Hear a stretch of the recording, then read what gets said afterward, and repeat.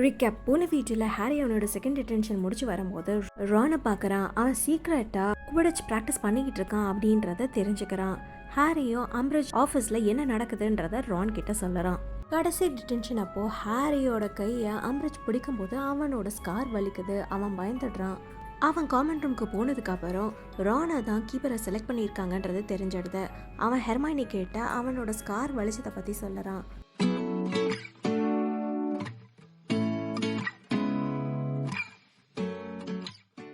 Chapter 14 part 1. அடுத்த நாள் காலையில் அவனோட டார்மெட்டரியிலே அவன் தான் முதல் ஆளாக எந்திரிச்சான். அவன் கொஞ்ச நேரம் அவன் பெட்லேயே படுத்துட்டு ஜன்னல் வழியாக வர்ற சூரிய வெளிச்சத்தில் பறக்கிற தூசியை பார்த்துக்கிட்டு இருக்கான். இந்த டேர்மோட முதல் வாரம் ரொம்பவே இழுத்துடுச்சு. ஒரு நீளமான ஹிஸ்ட்ரி ஆஃப் மேஜிக் லெசன் மாதிரி. வெளியிருந்து வர வெளிச்சத்தை பார்த்து இப்போ தான் விடிஞ்சிருக்கும் அப்படின்னு அவனுக்கு தோணுச்சு. அவன் எந்திரிச்சு அவனோட பெட்டை சுற்றி இருக்கிற கர்டன்ஸை விலக்கிட்டு எந்திரிச்சு ட்ரெஸ் பண்ணுறான். வெளியே கேட்குற பறவைகளோட சத்தத்தை தவிர அங்கே கேட்குற ஒரே சத்தம் கொரட்டை விடுற மற்ற கிரிஃபிண்டர்ஸோடது தான். அவனோட ஸ்கூல் பேக்கை மெதுவாக எடுத்து அதில் இருந்து ஒரு பார்ச்மெண்ட்டையும் குள்ளையும் எடுத்துட்டு அவன் காமன் ரூமுக்கு போகிறான்.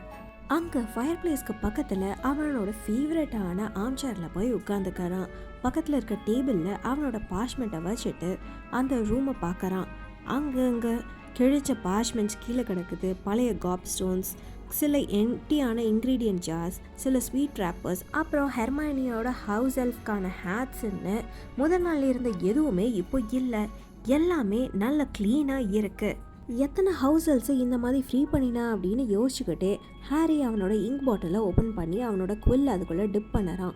அவன் பார்ச்மெண்ட்டுக்கு மேலே எடுத்துகிட்டு போகிறான். ஆனால் என்ன எழுதுறதுன்னு தெரியாமல் அப்படியே திணறிட்டு நிற்கிறான். இப்போ அவனால் ரானும் ஹெர்மைனியும் சம்மரில் அவனுக்கு லெட்டரை எழுத எப்படி திணறி இருப்பாங்கன்றத உணர முடிஞ்சுது. இந்த ஒரு வாரத்தில் நடந்த எல்லாத்தையும் சீரியஸ் கிட்ட எப்படி சொல்கிறது? அவன் கேட்கணும்னு நினைக்கிற கேள்வி எல்லாத்தையும் நிறைய இன்ஃபர்மேஷன் இல்லாமல் எப்படி சொல்கிறதுன்னு யோசிக்கிறான். அவன் கொஞ்ச நேரம் அமைதியாக அங்கே ஃபயர் பிளேஸையே பார்த்துட்டு உட்காந்துருக்கான். அதுக்கப்புறம் அவனோட குவில்ல திரும்பவும் இங்குக்குள்ளே தொட்டுட்டு எழுத ஆரம்பிக்கிறான். டியர் ஸ்னஃபிள்ஸ், நீங்கள் நல்லா இருக்கீங்கன்னு நினைக்கிறேன். இந்த ஃபர்ஸ்ட் வீக் ரொம்பவே டெரிபிளாக இருக்குது. நல்ல வேலையாக வாரம் முடிஞ்சது. வீக்கெண்டுன்றனால சந்தோஷமாக இருக்குது. எங்களுக்கு ஒரு புது defence against dark arts teacher வந்திருக்காங்க, ப்ரொஃபஸர் அம்ரிட்ஜ். அவங்க உங்கள் அம்மா மாதிரியே ரொம்ப நல்லவங்க. இந்த லெட்டர் நான் ஏன் எழுதுறேன்னா, போன சம்மரில் நடந்தது திரும்பவும் நான் நேற்று ராத்திரி அம்ரிட்ஜோட டிடென்ஷன் பண்ணும்போது நடந்தது. நாங்கள் எல்லாரும் நம்மளோட பெரிய ஃப்ரெண்டை மிஸ் பண்ணுறோம். அவர் சீக்கிரமாக திரும்ப வருவாருன்னு நினைக்கிறேன். சீக்கிரமாக எழுதுங்க. இப்படிக்கு ஹாரி அப்படின்னு எழுதுறான். அவன் எழுதுன இந்த லெட்டரை திரும்ப திரும்ப திரும்ப பல தடவை வாசித்து பார்க்குறான். வேறு அவுட் சைடரோட பாயிண்ட் ஆஃப் வியூவில் இருந்து எப்படி இருக்கும்னு. அவனால் அவன் எதை பற்றி பேசுகிறான் அப்படின்றத புரிஞ்சுக்க முடியாது அப்படின்னு அவன் சாட்டிஸ்ஃபை ஆனதுக்கப்புறம் அதை மடிக்கிறான். அவன் ஹேக்ரிட் பற்றி அவன் கொடுத்த ஹிண்ட்டை சீரியஸ் கண்டுபிடிச்சிருவாருன்னு நம்புகிறான். அது ரொம்பவே சின்ன லெட்டர் தான், ஆனால் இது எழுதுறதுக்கு ரொம்ப நேரம் ஆயிடுச்சு போல். ஏன்னா இப்போது சன்லைட் உள்ளே வர ஆரம்பிச்சிடுச்சு. மேலே டார்மெட்டரிஸ்லேயும் எல்லாரும் எந்திரிச்சு நடமாடுற சத்தமும் அவனுக்கு கேட்க ஆரம்பிச்சிது. அதனால் அவன் வேகமாக போர்ட்ரேட் ஹோல் வழியாக வெளியே போய் நேராக அவுலரிக்கு நடக்க ஆரம்பித்தான். அவன் பாதி தூரம் நடந்து போயிட்டுருக்கும் போது அங்கே நியர்லி ஹெட்லெஸ் நிக் அவனை பார்த்து, நானாக இருந்தேன்னா அந்த வழியாக போக மாட்டேன். பீவ்ஸ் யார் வராங்களோ அவங்க மேலே ஏதோ ஒரு ஜோக் பண்ண போகிறான் போல் அப்படின்னு நிக் சொல்கிறாரு. நான் போய் பிளட்டி பேரனை பார்க்கணும், ஏன்னா அவர் தான் இதை ஸ்டாப் பண்ண முடியும் ஹாரி அப்படின்னு அவர் சொல்லிட்டு அங்கேருந்து போகிறாரு. யா பாய் அப்படின்னு ஹாரி சொல்லிட்டு அவன் ரைட் சைட் திரும்புறதுக்கு பதிலாக லெஃப்ட் சைட் திருப்பி ஒரு லாங்கரான ஆனால் சேஃபான ரூட் அவுலருக்கு எடுத்து நடக்க ஆரம்பிக்கிறான். அவனால் இப்போ குடிச்சு பிச்சை பார்க்க முடிஞ்சது. அதை பார்த்ததும் அவனுக்கு ஒரு சந்தோஷம். ஒரு வழியாக இன்னைக்கு அவனால் ட்ரெயின் பண்ண முடியும். அவனோட கால்கிட்ட ஏதோ உரசிச்சு அவன் கீழே குடிச்சு பார்க்குறான். அங்கே கேர்டேக்கரோட கிரே கலர் கேட்டான மிஸ்ஸஸ் நாரிஸ் அங்கே இருந்தது. அதை அவனை பார்த்துட்டு அதுக்கப்புறம் வில்ஃப்ரெட் த விஸ்ஃபுல்லோட ஸ்டாச்சுக்கு பின்னாடி மறைஞ்சு போயிடுச்சு. நான் எதுவும் தப்பாக பண்ணலை அப்படின்னு ஹாரி அதை பார்த்து சொல்லறான். ஹாரி இப்போ அவுலரிக்குள்ளே என்டர் ஆனதுக்கப்புறம் அங்கே இருந்த அவுல்ஸ் எல்லாத்தையும் பார்க்குறான். அதில் ஹெட்விக்கை தேடி கண்டுபிடிச்சதுக்கப்புறம் தேர் யூ ஆர் அப்படின்னு சொல்லி, இங்கே வா, உனக்கு ஒரு லெட்டர் இருக்கு அப்படின்னு கூப்பிடுறான். அது ஒரு சத்தத்தோட அது பறந்த அவன்கிட்ட வருது. ஹாரி அதுக்கிட்ட லெட்டரை கொடுக்குறான். அது அதோட வாயால் அதை கொத்தி பிடிச்சிடுது. இதில் வெளியே ஸ்னஃபிள்ஸ்னு எழுதியிருக்கு, ஆனால் அது சீரியஸ்க்கு ஓகேவா அப்படின்னு ஹாரி ஹெட்விக் கிட்ட சொல்லறான். அது ஒரு தடவை அதோட கண்ணை சிமிட்டுது. ஹாரி அதுக்கு புரிஞ்சிருச்சுன்னு நினைக்கிறான். சேஃப் ஃப்ளைட் தென் அப்படின்னு ஹாரி சொல்லிட்டு பக்கத்தில் இருக்க ஜன்னலுக்கு ஹெட்விக்கை கொண்டு போகிறான். அது அங்கே இருந்து பறந்து போகுது. அவன் அந்த அவளையே ரொம்ப நேரம் பார்த்துக்கிட்டு இருக்கான், அது சின்னதாக ஆகிற வரைக்கும். அதுக்கப்புறம் திரும்பி ஹேக்ரிடோட குடிசையை பார்க்குறான். அதில் யாருமே இல்லைன்றது கிளியராக தெரியுது. ஏன்னா சிம்னிலேருந்து ஸ்மோக் வரலை, கர்டன்ஸ் எல்லாம் மூடி இருக்கு. ஃபார்பிடன் ஃபாரஸ்டில் இருக்க ட்ரீ ட்ராப்ஸ்லாம் லைட்டாக அசையுது. ஹாரி அதை பார்த்துக்கிட்டே குடிச்சை பற்றி யோசிச்சுக்கிட்டு இருக்கான். அதுக்கப்புறம் அவன் அதை பார்த்தான், ஒரு பெரிய ரெப்டைலியன் விங் உள்ள ஒரு ஹார்ஸை. இந்த வருஷம் ஸ்டார்டிங்கில் ஹாக்வர்ட்ஸ் கேரேஜஸை எடுத்துகிட்டு வந்த அதே ஹார்ஸஸ்ஸு. அது அந்த மரங்களுக்கு மேலே பறக்குது. கொஞ்ச நேரம் சுற்றிட்டு திரும்பவும் அது மரங்களுக்குள்ளே கீழே இறங்கி போயிடுது. எல்லாமே ரொம்ப வேகமாக நடந்தது. ஹாரியால் நம்பவே முடியல அவன் அதை பார்த்தான்னு. ஆனால் அவனோட ஹார்ட் பயங்கர ஃபாஸ்ட்டாக அடிக்குதுன்றதை மட்டும் அவனால் உணர முடிஞ்சுது. அவனுக்கு பின்னாடி அவளரி டோர் ஓப்பன் ஆகுது. அவன் ஷாக்கில் திரும்பி பார்க்குறான். அங்கே சோ சாங் அவள் கையில் ஒரு லெட்டரையும் ஒரு பார்சலையும் வச்சுருந்தா. ஹாய் அப்படின்னு ஹாரி ஆட்டோமேட்டிக்காக சொல்லுறான். ஓ ஹாய் அப்படின்னு அவன் சொல்லுறான். யாரும் இந்த நேரத்தில் இவ்வளோ ஏர்லியாக வருவாங்க அப்படின்னு நான் நினைக்கல. 5 நிமிஷத்துக்கு முன்னாடி தான் ஞாபகம் வந்தது, இன்றைக்கி என்னோடய அம்மாவோட பர்த்டே அப்படின்னு அவள் சொல்லுறா. அவள் கையில் இருந்த பார்சலை காமிக்கிறான். ஓ ரைட் அப்படின்னு ஹாரி சொல்லுறான். அவனோட மூளை ஜாம் ஆன மாதிரி இருந்தது. அவன் ஏதாவது ஃபன்னியாகவும் இன்ட்ரெஸ்டிங்காகவும் சொல்லணும்னு நினச்சான். ஆனால் அந்த விங்டு ஹார்ஸை பார்த்த மெமரி இன்னும் அவனோட மைண்டில் ஃப்ரெஷ்ஷாக இருந்தது. நைஸ் டே அப்படின்னு அவன் ஜன்னலை பார்த்து சொல்லுறான். அவன் உள்ளுக்குள்ளே செத்துக்கிட்டு இருக்கான். வெதரை பற்றி பேசிக்கிட்டு இருக்கான் அவன் சோ சாங் கிட்ட அப்படின்னு அவன் நினைக்கிறான். யா நல்ல குடிச் கண்டிஷன் அப்படின்னு சோ சொல்லிக்கிட்டே அங்கே ஒரு அவளை தேடிக்கிட்டு இருக்கா. நான் இந்த வீக் ஃபுல்லுமே வெளியே போகல, நீ போனியா அப்படின்னு அவள் கேட்குறா. இல்லை அப்படின்னு ஹாரி சொல்லறான். ஷோ அங்கே இருந்த ஸ்கூல் ஹவுஸில் ஒன்றை செலக்ட் பண்ணறா. அவள் அதை தடவி கொடுத்துட்டு அதோட காலில் பார்சலை கட்டுறா. ஏய் கிரிஃபிண்டருக்கு புது கீப்பர் கிடைச்சாச்சா அப்படின்னு அவள் கேட்குறா. என்னோட ஃப்ரெண்டு ரான் வீஸ்லி தான், அவனுக்கு தெரியுமா அவனை அப்படின்னு ஹாரி சொல்லறான். அந்த டொர்னாடோஸ் ஹேட்டர் தானே அப்படின்னு அவள் கேட்குறா. அவன் நல்லா விளையாடுவான்னு நினைக்கிறேன், ஆனால் நான் அவனோட ட்ரை அவுட்டை பார்க்கல, ஏன்னா நான் டிடென்ஷனில் இருந்தேன் அப்படின்னு ஹாரி சொல்லறான். ஜோ நிமிந்து பார்க்குறா. அவள் பார்சலில் பாதி தான் அந்த அவளோட காலில் கட்டியிருக்கா. அந்த அம்ப்ரஜ் உமன் ரொம்பவே ஃபவுல் அப்படின்னு அவள் சொல்லறா. உன்னை வேற டிடென்ஷனில் போட்டிருக்காங்க ஜஸ்ட் பிகாஸ் நீ அந்த உண்மையை பற்றி அவன் எப்படி இறந்தான் அப்படின்ற உண்மையை பற்றி சொன்னனால எல்லாருமே அதை கேள்விப்பட்டாங்க. ஸ்கூல் ஃபுல்லுமே கேள்விப்பட்டுச்சு. நீ ரொம்ப பிரேவ் தான் அவங்கள எதிர்த்து நின்னதுக்கு அப்படின்னு அவள் சொல்லறா. ஹாரிக்கு பயங்கர சந்தோஷமாயிடுச்சு. அவன் தரையிலேருந்து 2-3 இன்ச்சஸ் மேலே மிதக்கிற மாதிரி ஃபீல் பண்ணறான். யார் அந்த ஸ்டூப்பிட் ஃப்ளைங் ஹார்ஸை பற்றிலாம் கேர் பண்ணுவா? ஜோ அவனை பிரேவ்னு நினச்சா. ஒரு நிமிஷத்துக்கு அவன் ஆக்சிடெண்ட்டாக அவன் கையில் இருக்க கட்டை அவளுக்கு அவள் கட்டுறதுக்கு ஹெல்ப் பண்ணுற மாதிரி காமிக்கலாம் அப்படின்னு நினச்சான். அவன் நினச்ச அந்த மாத்திரத்திலேயே அவளரி டோர் திரும்பவும் ஓப்பன் ஆகுது. ஃபில்ச் உள்ளே வராரு. அவரோட கண்ணங்கள் சிவந்திருக்கு, அவரோட முடி களைஞ்சும் இருக்கு. ஆப்வியஸ்லி அவர் இங்கே ஓடி வந்திருக்காரு. மிஸ்ஸஸ் நாரிஸ் அவரோட கால் கிட்ட இருக்கு. ஆஹா அப்படின்னு ஃபில்ச் சொல்லிக்கிட்டு ஹாரியை நோக்கி நடக்கிறாரு.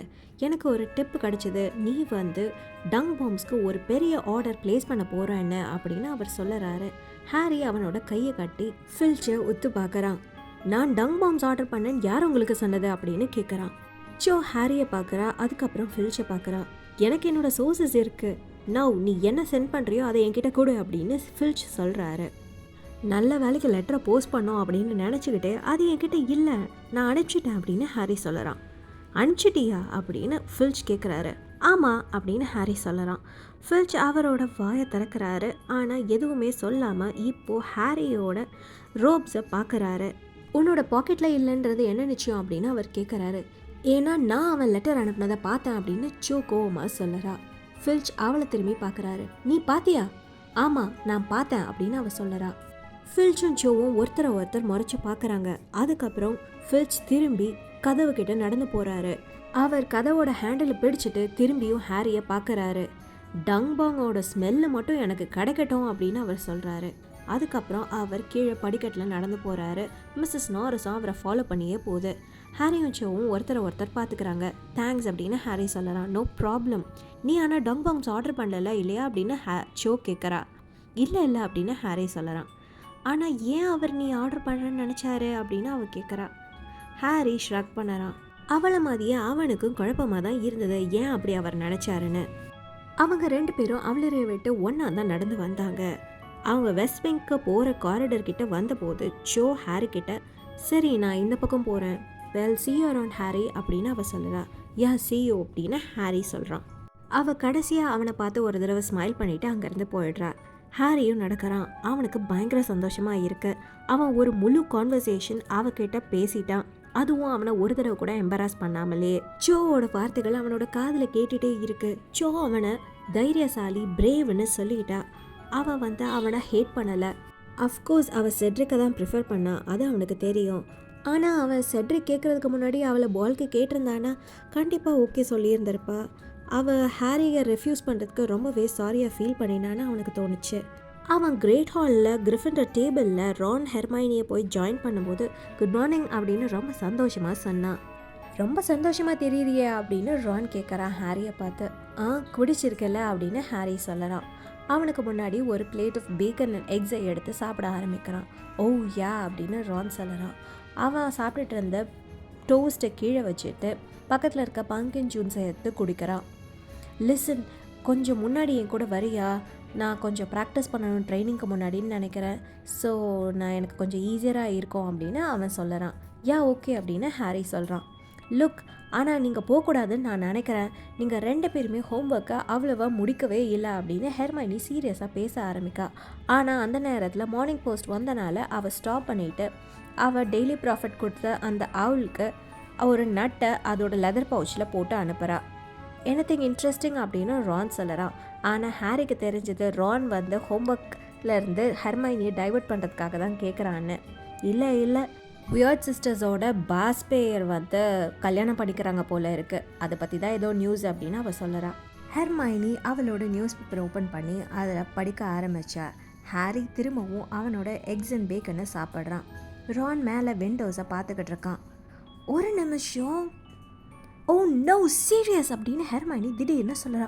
என்னாச்சு அப்படின்னு ஹாரி எந்திரிச்சு பேப்பரை வேகமாக இழுக்கிறான். அது 2ஆக கிழிஞ்சிடுச்சு.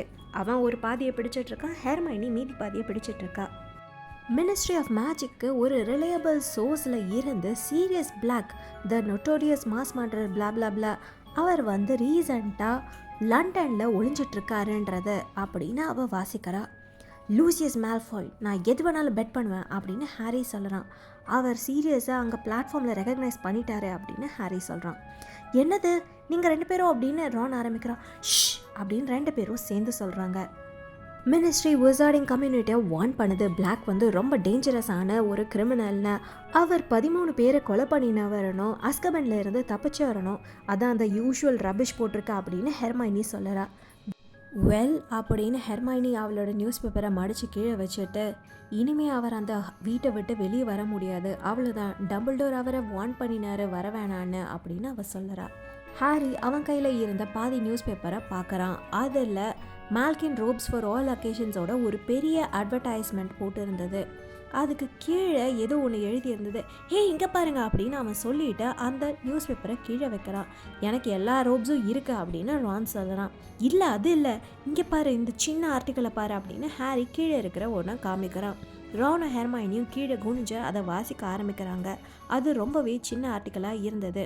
அதோட headline, trespass at Ministry, Sturgis Podmore 38 of number 2 Laburnum Gardens Clapham வாழ்ந்துட்டுருக்க அவர் விசன் கேமட்க்கு முன்னாடி ட்ரெஸ்பாசிங்க்கும் அட்டெம்ப்டட் ராபரிக்காக ஆகஸ்ட் 31 அப்பியர் ஆனார்.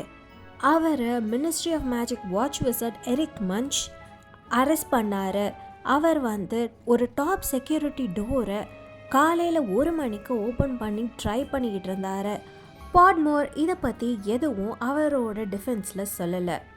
அவருக்கு 6 மாதம் அஸ்கபனில் கடுங்காவல் தண்டனை விதிச்சிருக்காங்க அப்படின்னு அந்த ஆர்டிக்கலில் போட்டிருந்தது. ஸ்டர்கிஸ் பாட்மோரா? அவர் தானே அந்த தலையில் அடித்த மாதிரி இருப்பார், அவர் தானே ஆர்டர் அப்படின்னு ரான் சொல்லிக்கிட்டு இருக்கா. ரான் ஷ் அப்படின்னு ஹெர்மைனி சொல்லறா. 6 மாதம் அஸ்கபன்லையா? ஒரு டோர்க்குள்ளே போகிறதுக்காகவா அப்படின்னு ஹாரி சொல்லறான். டோன்ட் பி சில்லி, அவர் ஒன்றும் சும்மா ஒரு கதவுக்குள்ளே போகலை. அவர் மினிஸ்ட்ரி ஆஃப் மேஜிக்கில் காலையில் 1 மணிக்கு என்ன பண்ணிக்கிட்டு இருந்தார் அப்படின்னு ஹெர்மைனி சொல்கிறா. அவர் எதுவும் ஆர்டருக்காக பண்ணியிருப்பாருன்னு நினைக்கிறியா அப்படின்னு ரான் கேட்குறான். வெயிட் அ மொமெண்ட், ஸ்டர்கிஸ் தானே நம்மளை வந்து அனுப்புறதுக்காக வர வேண்டியவர் அப்படின்னு ஹாரி சொல்லுறான். மற்ற 2 பேரும் அவனை பார்க்குறாங்க. யா அவரும் கிங்ஸ் கிராஸ்க்கு வர வேண்டிய கார்டில் ஒருத்தர், ஞாபகம் இருக்கா? மூடி கூட ரொம்ப கோவப்பட்டார்ல, அவர் இதோட 2 தடவை வரலன்னு சொல்லிட்டு. ஸோ அதனால் அன்னைக்கு அவர் வந்து ஆர்டருக்கான ஜாப் பண்ணியிருக்க முடியாது இல்லையா அப்படின்னு ஹாரி சொல்லுறான். மேபி அவர் பிடிபடுவாருன்னு நினச்சிருக்க மாட்டாங்க அப்படின்னு ஹெர்மைனி சொல்லுறா.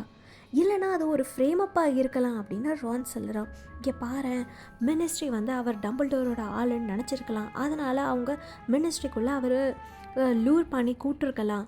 அவர் அந்த டோரை ஓப்பன் பண்ணணும்னு அவர் நினச்சிருக்காரு. அவரை யாரோ தான் ஃப்ரேம் பண்ணியிருக்கணும் அப்படின்னு அவன் சொல்லுறான்.